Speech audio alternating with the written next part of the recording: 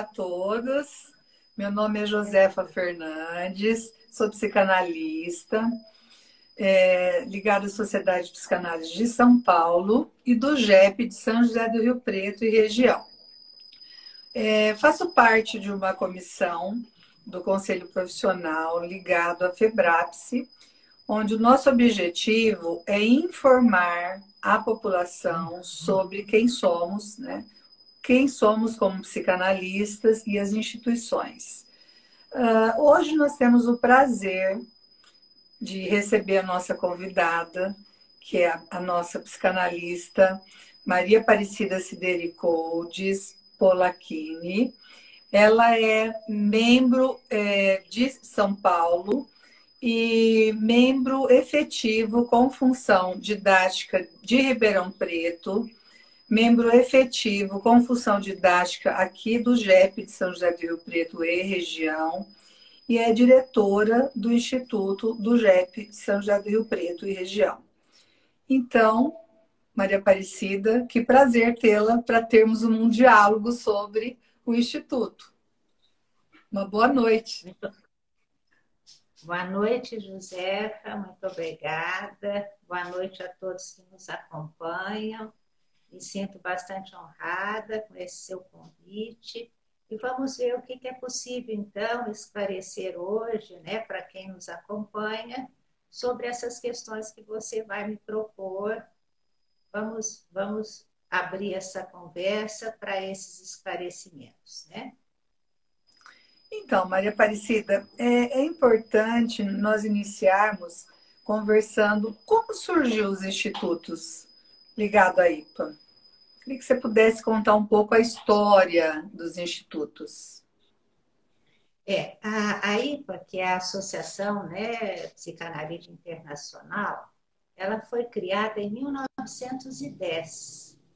Ela foi criada por Freud e com os psicanalistas em torno dele, ou seja, as pessoas interessadas já em psicanálise, e com esse cuidado também, Josefa, de preservar, né, os conceitos, a própria teoria psicanalítica que se construía naquele momento.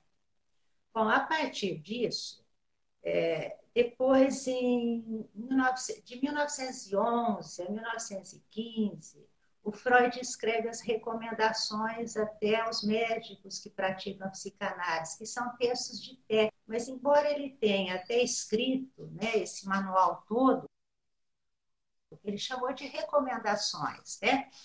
Eles começaram a observar ele, as pessoas em torno dele, que haviam pessoas que estavam praticando essa psicanálise, sendo até chamadas de psicanalistas, sem, na verdade, seguirem os critérios mínimos, né, adotados por esse grupo.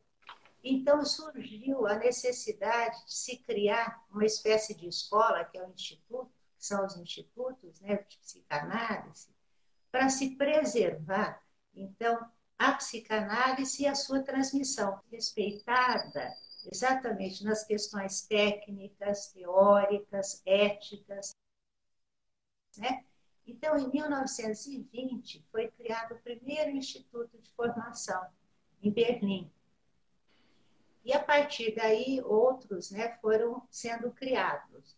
E quando foi criado, em 1920, um critério importante, né, que foi colocado é o critério da análise pessoal. Então, era recomendado, por exemplo, para a formação, que se fizesse uma análise. A pessoa deveria passar por uma análise pessoal. Em 1925, veja, 5 anos depois, entra como já obrigatoriedade a análise pessoal do analista para a formação, quando ela foi denominada de análise didática. Então, a essa altura, nessa época, já tinha instituto em Londres, né, em Berlim já desde 20, em Viena, né? Então, na Europa começou a haver já um movimento de instalação desses institutos. Agora, o que é interessante, Josefa, que desde 1900, eu tive pesquisando isso, achei muito interessante. A psicanálise já estava portando no Brasil. Um médico, ele era catedrático de uma universidade de medicina, E ele fez, então, uma conferência falando da psicanálise e Freud. Então, veja como começou cedo aqui também. Em 1920, já também São Paulo já estava mobilizando com o professor Durval Marcondes, já fazendo contato com Freud, né? Me parece que também no Rio Grande do Sul, né, em Porto Alegre. Então, essa palestra achei muito interessante, em 1914, no Rio de Janeiro já, né? Mas as sociedades depois, elas foram criadas mais ou menos. São Paulo na década de 40, depois no Rio de Janeiro na década de 50, Porto Alegre na década de 60. Então, começou a haver já a constituição desses grupos, né, de psicanalistas se organizando para criar a sociedade. Criando a sociedade, já logo depois vem o Instituto, como o nosso aqui, né? Há 2 anos, mais ou menos, 2 anos e meio, nós estávamos nesse movimento, já para organizar, formando um grupo, e hoje nós já estamos com o Instituto, né? Então, basicamente, o Instituto é exatamente para poder cuidar da preservação, da transmissão da psicanálise.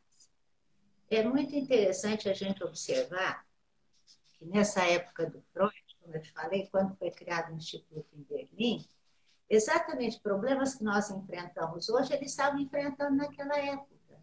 Que pessoas que não tinham a formação também estavam sendo atendidas pelo nome de psicanalistas.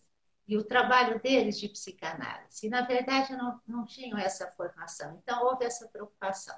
E nós aqui hoje também temos essa preocupação de oferecer, hoje aqui em Rio Preto também, né, esse cuidado para poder oferecer uma formação de qualidade, para poder atender a comunidade, né, atender os profissionais e os pacientes também, né? Então, de um modo geral, a criação foi nesse sentido. E sempre para a formação tem que haver também um analista qualificado, né, pela própria sociedade para poder conduzir essas análises. Agora, a formação é mais que isso, né? A formação é mais que isso, mas vamos dizer assim, o aspecto principal é a análise de formação, é a análise pessoal. Depois nós vamos poder falar até de como é que se compõe, né, o curso de psicanálise. Eu não sei se esclareceu, se... Sim, você está dizendo assim que os institutos eles se formam para formar psicanalistas, né? A importância de esclarecer ao público que nós formamos psicanalistas e que tem critérios para essa formação, né? Que desde a época do Freud observou-se a necessidade de alguns critérios e os cuidados com a mente do analista para que esse analista tenha aptidão, né, de estar e cuidar da mente das pessoas que nos procuram. Vejo que é algo antigo dentro das nossas instituições. Isso, é interessante a gente observar assim, que a psicanálise, é lógico que ela foi se ampliando, né, porque os próprios fatos clínicos, né, foram se modificando, né? Na época de Freud era uma clínica, hoje nós temos uma outra clínica, né, com outros comprometimentos mentais, né? Mas o básico para a formação continua.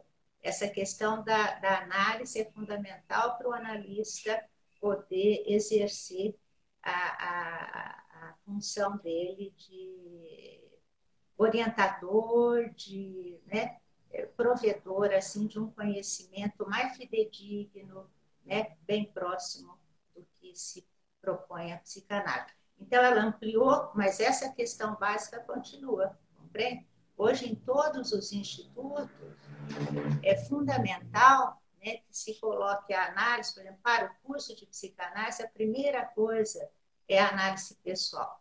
Então, por exemplo, aqui no nosso grupo, né, nós temos esse critério. 1 ano de análise didática antes de iniciar o curso teórico. Nós temos 3 modelos de formação. Um modelo, esse baseado logo pela própria fundação, que é o modelo Etinguan, que também é chamado modelo inglês. Então, esse é o modelo que nós estamos seguindo, né? Onde a análise didática vem primeiro, depois os cursos teóricos e a análise didática acompanhando os cursos durante toda a formação. O outro modelo é o francês. O modelo francês, eles dão muito, vamos dizer assim, dão ênfase à supervisão, né? Especialmente à supervisão. A análise até pode ser feita antes, né, de se iniciar a formação, ela é avaliada, né, até que ponto de fato ela preencheu, né, para aquela pessoa que está buscando a formação, os requisitos necessários, e aí ele é liberado para a formação. E o modelo uruguaio. No modelo uruguaio também a análise é importante, é fundamental, só que ela não precisa estar ligada à pessoa. O analista não precisa estar ligado àquela instituição, mas ele é recomendado pela instituição. Então, em qualquer modelo, a análise pessoal é fundamental. Como é que você vê os institutos hoje, né? Porque você contou um pouco da história, né? De como iniciaram os institutos. E agora, como é que você vê 2021 os institutos de psicanálise? Nós continuamos, né, Josefa, assim, oferecendo. Então, agora eu vou falar um pouquinho do curso em si, né? Então, eu destaquei a questão da análise, né, que ela deve começar antes do curso teórico. Por quê? Porque ali a pessoa também, na análise, ela vai poder entrar em contato mais íntimo com o próprio inconsciente. Esse é um dos conceitos básicos da psicanálise. Ela vai ter cada vez mais intimidade com o mundo mental dela. E isso é fundamental para que, quando ela iniciar o curso teórico, ela puder reconhecer na própria teoria, nos conceitos, ela vai poder reconhecer a própria experiência dela de análise. Então, há uma interação, assim, entre a experiência pessoal e o curso teórico. Isso diferencia a nossa formação de outros cursos chamados cursos de psicanálise, que hoje nós sabemos que tem um apelo grande nesse sentido, né? Muitos cursos levam esse nome. Agora, o nosso exatamente tem esse diferencial, né? Todo o conhecimento não vem de fora para dentro, compreende? Não é para se aprender uma teoria psicanalítica, mas fazer a apreensão da teoria a partir do autoconhecimento que está sendo desenvolvido no processo analítico. E isso faz toda a diferença, né? Eu penso que isso é fundamental de ressaltar, né, Maria Aparecida, porque tem vários cursos de psicanálise, tem pessoas muito boas, muito sérias em alguns cursos, porém, há um diferencial justamente que a IPA oferece, que é essa formação do psicanalista. Não teoricamente somente, mas o principal é a essência dessa formação, é a essência do eu, do analista. É porque nessa questão da análise, Josefa, a pessoa, porque é diferente também um trabalho analítico feito com leigos, por exemplo, um paciente que é comum, né?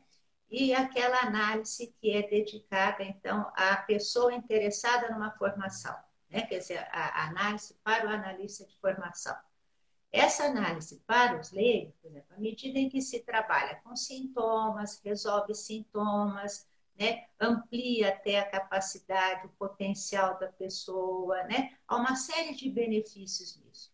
Mas a análise do analista em formação, ela também é diferente, né? Porque tem que deixar numa condição, a condição, melhor dizendo, para ele poder suportar a ansiedade, suportar conflito, suportar dor mental, porque ele vai ser invadido por isso no trabalho.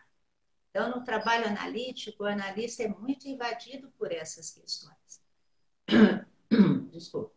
Então, ele precisa estar preparado para isso. Então, ele se qualifica para isso. A intuição dele também vai sendo treinada para isso. E com isso, evidentemente, que ele vai ter uma apreensão muito diferente da teoria. A teoria vai fazer um outro sentido para ele. Além da teoria, aí depois tem a experiência da supervisão. A experiência da supervisão é uma experiência muito rica também, que é onde ele vai poder também fortalecer todo esse conhecimento técnico, né? Da técnica, da teoria, né? Então, isso é fundamental. Ele vai poder fortalecer na supervisão também a identificação com o método analítico. Quando ele faz a análise, quando nós nos submetemos à análise, nós vamos desenvolvendo essa identificação com o método analítico. Então, nós não temos que sair da análise parecidos com o nosso analista. Não, nós temos que sair da análise muito identificados com o método, porque é isso que nós vamos transmitir, é o método que nós vamos transmitir. Compreende? E na supervisão, ele vai ter oportunidade também de poder fortalecer essa identificação, né? Como é que se dão as supervisões, Maria Aparecida? As supervisões, elas acontecem mais ou menos a partir da metade do curso teórico. Então, é mais ou menos isso. O primeiro ano é o primeiro ano só de análise didática, né? Depois a análise continua. Nesse segundo ano, começam os cursos teóricos e logo depois, a partir de um ano e pouco, entre os cursos de técnica.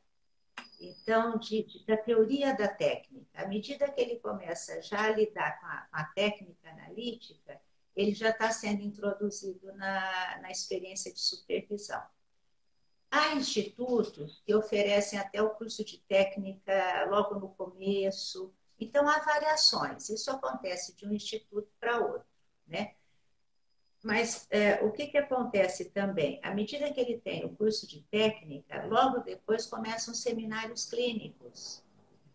Os seminários clínicos também uma outra área assim, de desenvolvimento muito importante, muito rico, porque aí entra uma coisa interessante. Aí o candidato é o analista em formação, essa é uma outra expressão. Membro filiado também é uma outra expressão para o analista em formação. Então, quando ele está no seminário clínico, é muito interessante, porque ele vai poder compartilhar o pensamento clínico dele com colegas. Então, essa companhia, também isso é muito importante para o enriquecimento, para o crescimento desse analista. Né? Trocando ideias clínicas, ali aparece assim, toda a criatividade, a intuição dos colegas. Então, conviver com isso é de uma riqueza imensa. Né? Conhecer os casos clínicos, né? Há uma ampliação muito grande. Né? Eu digo que a gente não se desenvolve só nessa formação. Né? Eu acho que a gente amplia, há uma expansão muito grande. Tem um termo grego que eu acho muito bacana, que é periagogia. O significado é torção da alma. Eu acho que a gente não faz a formação sem passar por essa torção. Não tem jeito. Porque à medida que nós vamos descobrindo e conhecendo tanta coisa do mundo interno nosso, pessoal e do outro, a gente já não é mais o mesmo, né? Então, há uma mudança assim, significativa mesmo na vida da pessoa. Então, fazer uma formação psicanalítica é desenvolver um jeito de ser também, sabe? Que isso vai mudando. Então, você está falando dessa transformação e eu fico pensando, e qual é a tendência dos institutos a partir desse período, quer dizer, dessa nova era da tecnologia? Como é que você vê essa situação? Porque nós estamos diante de uma pandemia e a partir da pandemia muitas coisas vão ser reinventadas, né? Mas a psicanálise como sendo essa condição de se relacionar, nós precisamos do outro humano, né? De estarmos juntos, de ter essa companhia viva, né? Fisicamente, durante a formação. O que você pensa em termos de tendências aí para o futuro? Há alguns anos até, quando as pessoas comentavam que já estavam praticando algumas análises online, eu me recusava um tanto a esse tipo de trabalho. Com a pandemia, isso nos trouxe uma abertura muito grande. Então, hoje os institutos também estão trabalhando com sistema híbrido, né? Porque veja que a gente também não está podendo. Eu participo do grupo de Ribeirão Preto, né? Lá eu participo da comissão de ensino também, dou aulas lá, né? Os seminários, né? E então nós temos feito os seminários todos online. Então nós não estamos tendo, Josefa, assim, mais o contato presencial. Isso e eu ouço, né, os próprios analistas em formação até reclamarem um pouco disso, mas essa é a nossa realidade possível para os dias de hoje. Eu não sei no futuro como é que é, né, como é que nós vamos fazer, mas de qualquer forma, esse sistema híbrido ele já está fazendo parte, né? Nós tivemos agora em Ribeirão Preto, até estamos, né, em fase de seleção até de candidatos e as entrevistas estão sendo feitas online, coisa impensável há 3 anos atrás, há 2 anos atrás, mas isso é possível hoje, né?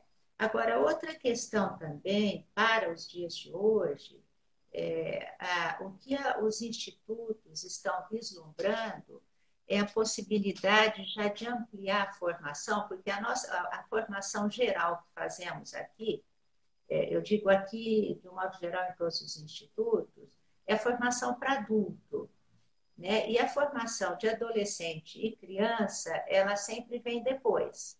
Você mesma, né, Josefa, teve essa oportunidade de fazer tanto a formação básica, como depois você fez, né, também a adolescente e criança. Sim. Agora, a tendência é de uma formação integrada, ao mesmo tempo poder, né, propor essas duas possibilidades para o analista em formação. É lógico que essa parte vai funcionar mais ou menos como algo opcional para ele, mas o curso vai ser dado ao mesmo tempo. Nós Já aqui em tem em Rio Porto Preto, Alegre, né? Porto Alegre e Ribeirão Preto já tem, né? Esse modelo. o que eu estou sabendo que tem é em Porto Alegre, exatamente. E São Paulo e Ribeirão Preto parece que já estão assim próximos disso, eu acho que aguardando assim o sinal verde da IPA já para funcionar. São Paulo, eu não sei exatamente se já está funcionando, mas eu acho que não, acho que também está nesse tempo né, de criação, né, desse sistema. Mas eu acho Agora, fundamental, Maria Aparecida, porque, olha, esse modelo de integrar, eu acho fundamental, porque na formação de um psicanalista, o que nós temos na formação de psicanalistas de criança e adolescência é a observação de bebês. Então, nós ficamos um ano e meio, pelo menos um ano e meio a 2 anos, observando a relação mãe-bebê. E eu penso que essa experiência do analista ficar ali em silêncio, né, observando aquela experiência, ela é formadora para a nossa condição como analista. Então, independente de seguir adiante para ser psicanalista de criança e adolescente, eu penso que essa ideia do integrado é fundamental, porque foi uma das experiências que eu tive que foram fundamentais para a minha formação como um todo, né? isso, Josefa, você falou uma coisa interessante. O fato, independente até, né, que a formação seja, né, para criança ou adolescente, esse curso de observação de bebês é fundamental. Exatamente que é mais um recurso, não é, para o analista em formação desenvolver essa capacidade de se conter frente às ansiedades, frente às angústias, né? Então, seria quase que um curso assim de técnica, vamos dizer assim, né? Que fortaleceria muito essa questão. Agora, a nossa formação aqui em Rio Preto, nós ainda não pretendemos isso. Nós vamos entrar com a formação tradicional. Nós temos aqui o nosso grupo orientação, né, das sponsors, que são as pessoas que orientam a formação de um grupo, né? Então, temos a Sônia Eva, do Rio de Janeiro, Viviane Mondraque, lá de Porto Alegre, né? E, então, com essa orientação, nós estamos, né, já iniciamos, né, com a nossa primeira turma, nesse padrão tradicional. E no padrão tradicional, como nós falamos da análise, falamos do curso teórico, né, dos seminários clínicos, né, da importância. Eu vou seguir um pouquinho mais para a gente completar um pouco como essa formação. Pode ser, né, Josefa? Assim, Claro, deve, sim. para Fundamental. esclarecer um pouquinho mais. Então, os nossos cursos são na forma de seminários. Essa é uma palavra também interessante, seminários, né? É uma palavra de origem latina, né? E o significado é sementeira, viveiro, viveiro de plantas, né? Então, nós exatamente oferecemos um conhecimento de tal modo que ele vai poder frutificar, né? Ele vai se expandir. Nós temos que oferecer um tipo de conhecimento para a pessoa, ou de favorecer, digamos assim, né, a oportunidade de um conhecimento em que ela possa também produzir no futuro conhecimento. Não só repetir conhecimento, mas produzir também. Então, os seminários precisam ser bastante inspiradores nesse sentido. Então, nós vamos de vez em quando também colocar algumas aulas, mas isso é vez ou outra. Então, a base vai ser base de seminário teórico para isso. Porque eu acho que o coordenador ele tem que estimular a curiosidade, porque é um texto, ele é tão rico que tem muita coisa ainda para se extrair dele. Tem um autor americano, ele é um literato, que ele fala das obras canônicas. Ele diz assim, olha, uma obra canônica é aquela que exige releitura. Para outras, uma leitura só basta, só um olhar é suficiente, mas outras obras não. E as de Freud, elas são canônicas. De Klein, de Bion, Winnicott e outros, Green, ou seja, elas pedem uma volta, né? Um novo olhar. Então, sempre que a gente vai para esses textos, a gente tem algo novo para extrair deles, né? Então, os seminários, eles têm que oferecer essa condição. Aí depois vem as supervisões, como eu falei, né? Que aí fortalece a identificação do candidato, né? Outra coisa importante também nos institutos hoje, então, quando a gente trabalha com análise, a gente diz, é o primeiro eixo. Seminários teóricos de técnica e clínicos, segundo eixo. Supervisão, terceiro eixo. Quarto eixo da formação é a convivência institucional. Em 2007, teve em Porto Alegre um congresso didático. O congresso didático é aquela parte do congresso onde é destinada a questionar a formação, a pensar sobre a formação. Em 2007, teve em Porto Alegre, então, pré-congresso, que se falou da instituição como quarto eixo da formação, né? Aqui no Brasil, né?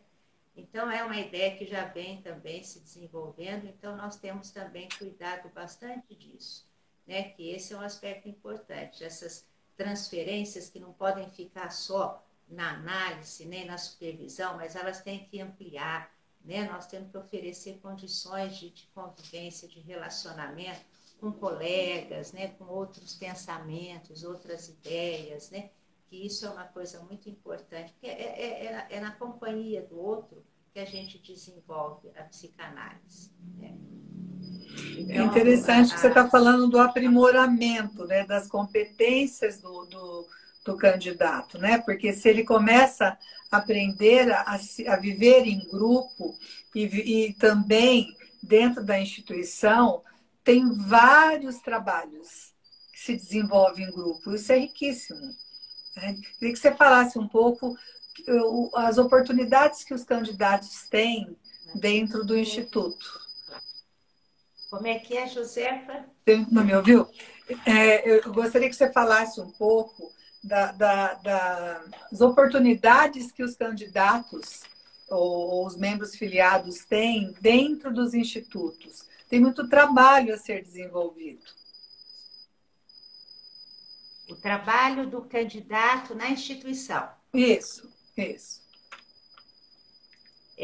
Então, o candidato tem um trabalho interessante que já começa assim.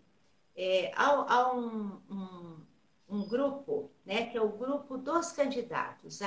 Aliás, tem até uma sigla ABC, que é a Associação Brasileira dos Candidatos. Então, nessa associação, os candidatos, eles se reúnem exatamente para trocar ideias, né? Eles apresentam trabalhos, é muito interessante, eles comentam os próprios trabalhos. Então, é um exercício, né, que eles vão fazendo muito importante para quando chegar, vamos dizer assim, como membro de uma sociedade, poder lidar melhor com essas relações, né? E em cada instituto tem também o grupo dos candidatos, né? Eles formam um grupo também, né? E que eles levam questões, por exemplo, eles mesmos vão verificando, por exemplo, quais as questões que eles entendem que merecem, né, uma modificação, porque o próprio curso de formação, ele está aberto também. Nós temos uma referência, mas ele fica aberto para as mudanças sempre que for necessário isso. Então, o próprio candidato, ele nos ajuda a ver, sabe, aquilo que está fazendo mais sentido a ele ou não. Então, isso é uma questão também importante para a gente observar e dar essa oportunidade a eles, né, de desenvolvimento na instituição. Eu percebo que cada vez mais está tendo essa abertura, né, Maria Aparecida, para os membros filiados terem voz, se apresentarem, né, participam bastante dos congressos, né, tem até a revista deles, né? Então é bem interessante porque vai construindo uma mentalidade de pertencer à instituição, né? Isso, José, exatamente, bem lembrado. Inclusive, eles têm a revista, né, que eu acho que é uma coisa muito importante, assim, que é a questão da escrita também, né? Então, né, uma forma forte também de transmissão. E eles já estão, de alguma maneira, se treinando a isso e, mais do que se treinando, desenvolvendo isso. Porque a psicanálise, a gente pensa a psicanálise em termos de fala e de escuta, não é isso? Quer dizer, algo, mas ela também tem a ver com a escrita. A escrita é fundamental também, né? Então, esses registros são registros, assim, importantes, né?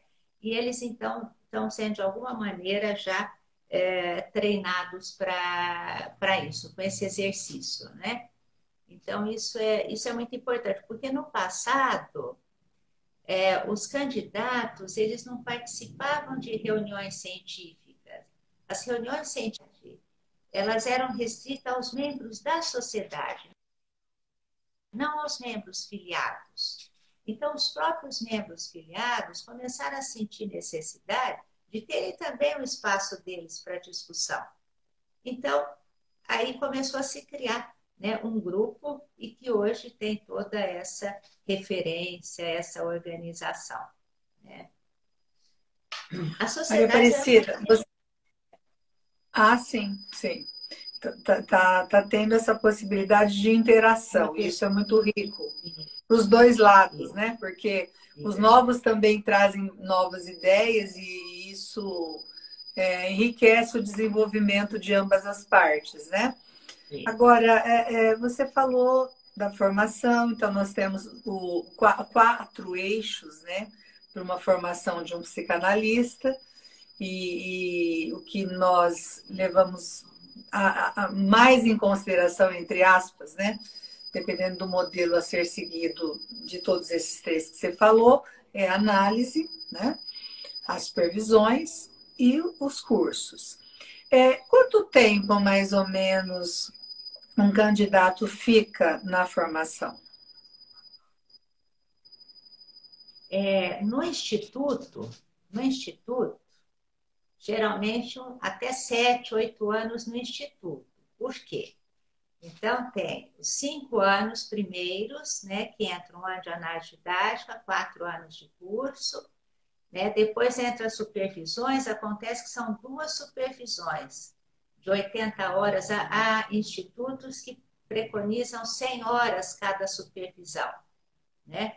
Então, quer dizer, no final dos 5 anos, ele já vai estar terminando a primeira, depois a segunda supervisão, mais 2 anos para isso. Então, por isso que eu digo de 7 a 8 anos, mais ou menos, até fazer relatório, escrever relatório e tal, é mais ou menos esse tempo.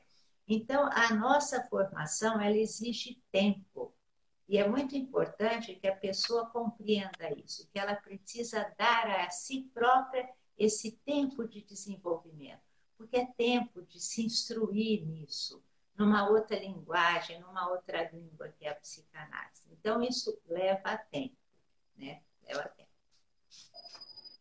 É mais ou Bom, menos esse tempo. O problema é que tem pessoas que às vezes vão deixando, terminam a formação, não fazem um relatório, então aí já é outra história.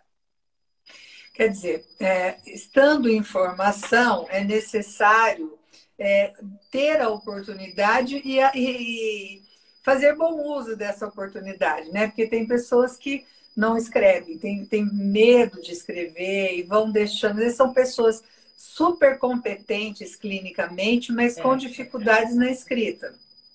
Que é o que você falou da importância de escreverem os relatórios, de apresentarem-se em congressos, né, em jornadas, para que tenha esse exercício. Bom, concluída a formação, como é que é a passagem? Né? Eu gostaria que você contasse um pouco. Né? A pessoa é um candidato ou membro filiado, o nome que cada sociedade nomeia, vamos dizer assim. O que acontece depois de cumprir todos esses percursos Esse iniciais? analista, esse analista em formação, né, que Isso. leva o nome de membro filiado ou candidato e tal. Quando ele termina esse segundo relatório, lá em Ribeirão Preto são 3 relatórios, né, no terceiro, mas de um modo geral são 2 relatórios. Para nós aqui em Rio Preto também 2 relatórios. Quando termina o segundo relatório, passa pela banca de avaliação, ele automaticamente ele deixa o instituto e passa a ser membro da sociedade, que é maior. A sociedade encampa o instituto. Embora o instituto seja, vamos dizer assim, uma espécie de coração, de cabeça da sociedade, porque é ali que nós vamos criar essas novas mentes, essas mentes que vão poder transmitir a psicanálise, né? Vai estar com elas essa herança, digamos assim, elas vão transmitir isso. Mas terminado o instituto, passa para a sociedade como membro associado. Então, tem vários critérios aí de avaliação para chegar nisso. Aí, depois, como membro associado, ela tem um tempo para depois fazer a passagem ao membro efetivo. O membro efetivo, geralmente, nas sociedades, é aquele que está ligado aos seminários. Ele é responsável pelos seminários do Instituto. Então, veja que é uma pessoa que já se qualifica, né? Já está até com mais critérios. Né? Geralmente, passa os 3 anos, aí depende mais ou menos de cada sociedade o tempo para isso. E depois, se ele quiser seguir ainda, né, ele pode chegar a membro efetivo com funções didáticas, também chamado de didata, né, que é esse que vai ser responsável pelo acompanhamento das análises de formação, dos seminários clínicos e das supervisões. Né? O que é interessante é que na nossa formação pela IPA, a sociedade dá esse respaldo, esse amparo para o crescimento. Ela acolhe os membros. É lógico que o membro precisa oferecer algo, sim. Né? Ele tem que, de alguma maneira, produzir conhecimento ali. Né? Mas ela oferece essa condição para o desenvolvimento dele. Então, pela IPA, a nossa formação, primeira coisa que é um vir a ser contínuo, né? Vir a ser psicanalista que nunca é concluído, que a gente está sempre com algo a aprender, algo a conhecer. Né? E a gente tem que suportar até o quanto não sabe, para poder pelo menos lidar com um pouco que sabe. Né? Mas, de qualquer maneira, né? Quer dizer, isso é uma questão que não tem tempo, isso é para a vida toda. Né? Esse, aliás, é um trabalho que a gente, tendo saúde física e mental, né, a gente vai poder exercê-la sempre.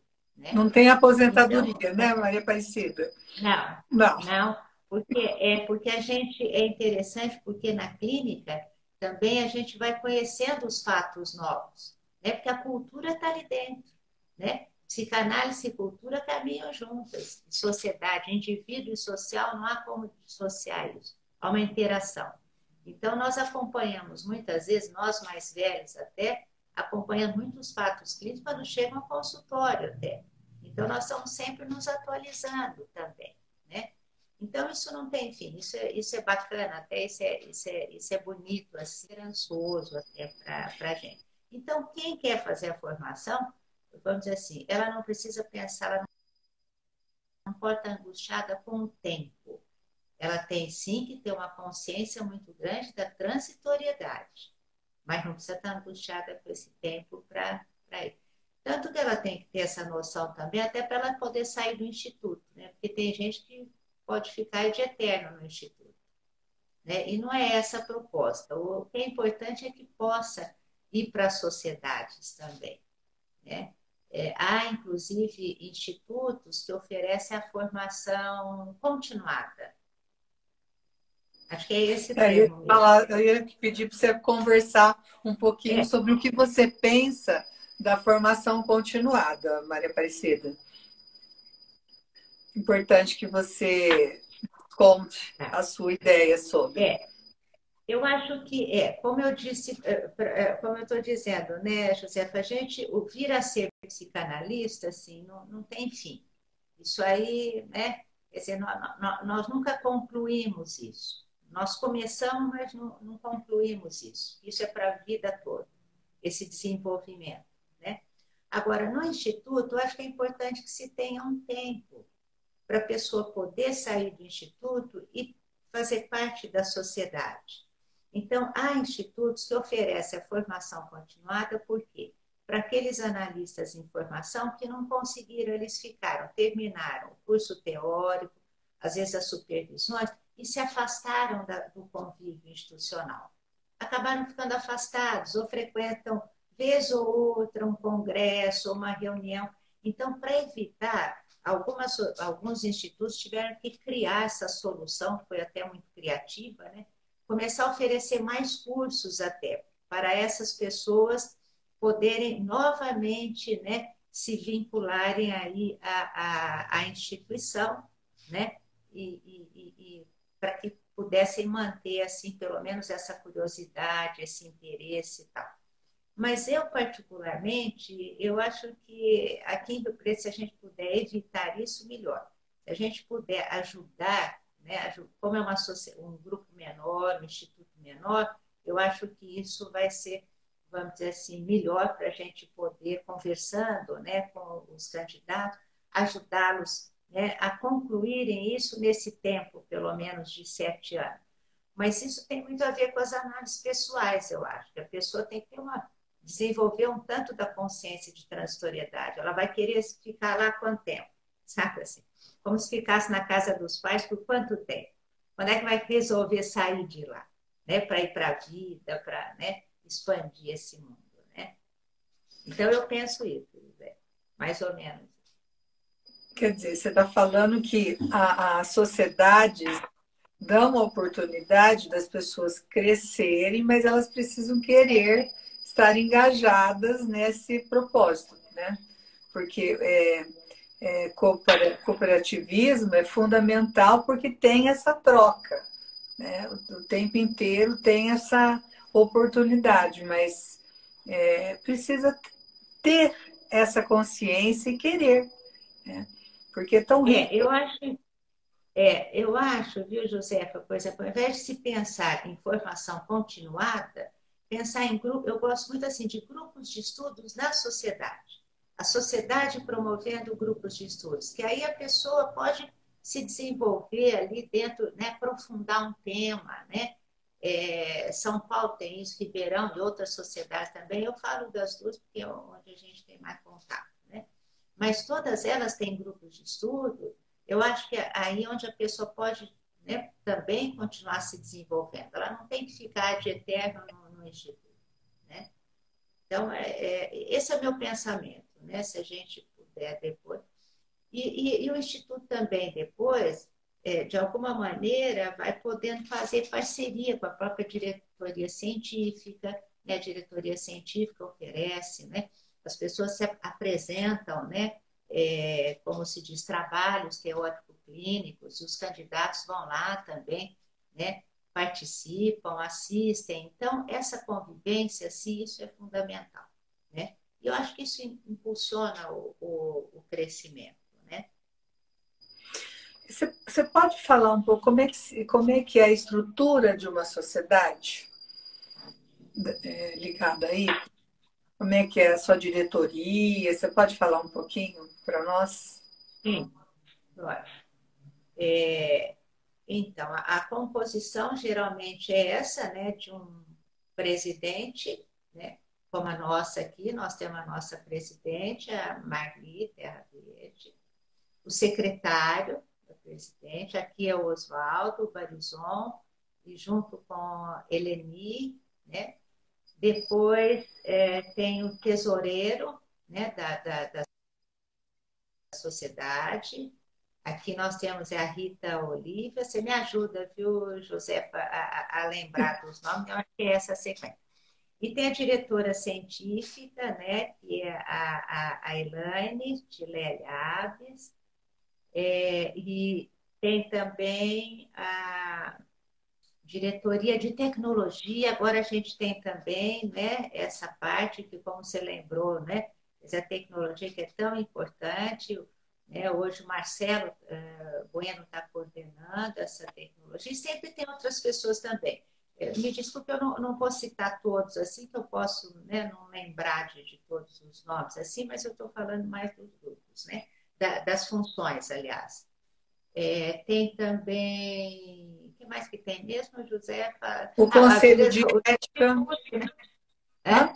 Conselho de ética também, né? Na nossa sociedade aqui faz parte. E a diretoria do Instituto também, né? Que quem está comigo lá, como tu é a Gislaine Desideri, tá comigo no Instituto. Então, agora, uma coisa interessante, eu acho que para um grupo funcionar bem, eu acho que o nosso tem funcionado. Aliás, esse sonho aqui em Rio Preto é um sonho muito antigo, de se criar uma sociedade, de se criar um instituto, especialmente sociedade, né? O sonho do instituto acho que veio depois, né? Mas que foi possível agora, né? Nesse século agora, né? Que nós estamos vivendo.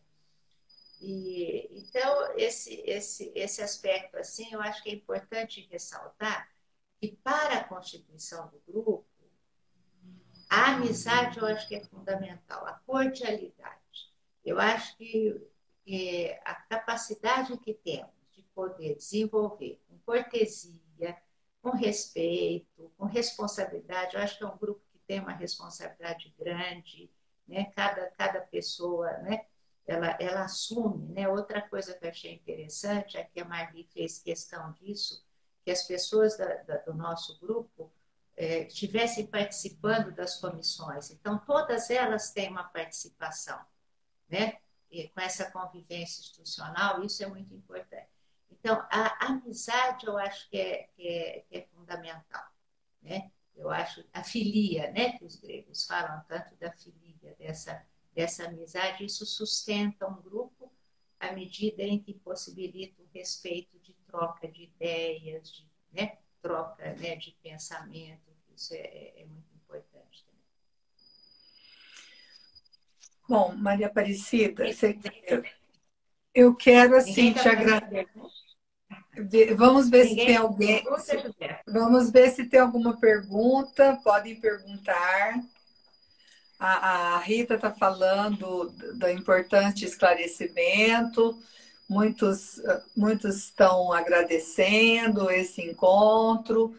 Nosso objetivo é justamente ter esse diálogo de uma forma mais livre, né? para que possamos dar esse espaço para a sociedade saber quem somos, né? A comunidade, né? Estamos interessados em apresentar a psicanálise para a comunidade. É como Você acha se... que deu para esclarecer? Eu penso que sim. Penso que é um dever até ético da nossa parte oferecer para a sociedade esse esclarecimento. E você acha que foi suficiente, Josefa? Eu penso que As sim. que eu apresentei. Eu penso que Você você... tinha mais alguma questão? Bom, questões sempre vão ter muitas, né, Maria Sim. Aparecida? Mas dentro dessa proposta de hoje, eu quero te agradecer em nome da comissão, né, que sou eu, né, a José Fernandes, a Cláudia Dalu e a Ana Maria Benedetti Garcia. Então, nós somos três aqui de Rio Preto, que somos nós pertencemos à FEBRAPS. Então, somos a federada da FEBRAPS e o objetivo é justamente esse de estar partilhando e mostrando o nosso trabalho, né? Então, hoje quero te agradecer imensamente, foi muito esclarecedor toda essa expansão do seu conhecimento, que é riquíssimo para nós, viu? Foi um prazer em tê-la Eu conosco. que agradeço, Josefa. Eu que agradeço. Muito obrigada, viu, pela oportunidade. Espero que tenha esclarecido, mas de alguma maneira que tenha deixado questões mesmo, né, em aberto. Quem sabe para outras lives de vocês aí, né, que o grupo queira fazer e expandindo um pouco mais essas questões, tá bom? Eles Mas estão agradecendo falando, ao seu grupo também. que ficaram satisfeitos de entender o cuidado que o Instituto tem com a formação pessoal do psicanalista, né? Que eles gostaram muito. Então, tem vários comentários, né? Falando que foi frutífero o nosso encontro, né? E no próximo mês nós vamos falar com 2 membros filiados. Eu acho que, seguindo dentro da nossa proposta, nós vamos falar com um membro filiado de São Paulo e de Ribeirão Preto, porque os nossos membros filiados aqui do GEP estão iniciando, né? Ainda? Então, Isso. estão iniciando. Quem Ótimo. sabe o ano que vem nós faremos também uma entrevista com eles, né? Mas Ótimo, ótimo. próximo Muito bom. mês contamos com a presença de todos. Muito obrigada, Maria Aparecida. Muito Eu é obrigada que agradeço. a todos que nos Muito obrigada. assistiram, tá? Boa noite. Muito obrigada a todos. A todos também. Um abraço, viu, José? Um abraço Outro a para todos aí que você. nos acompanharam. Obrigada. Tá? Tchau. Tchau. Beijão. Tchau.